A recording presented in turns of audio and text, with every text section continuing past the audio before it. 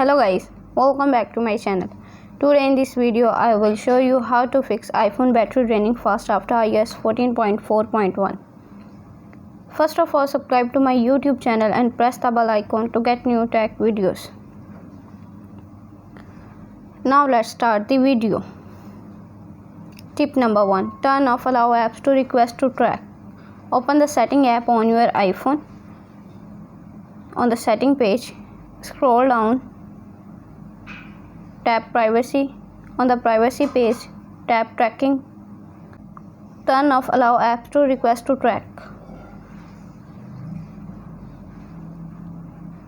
Tip number 2. Turn off location services. Open the setting app on your iPhone. On the setting page, scroll down, tap privacy. On the privacy page, tap location services. Turn off location services. Again turn off. Tip number 3. Turn off background app refresh.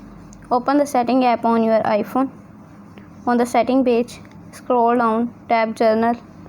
On the journal page, scroll down, tap background app refresh. Select off.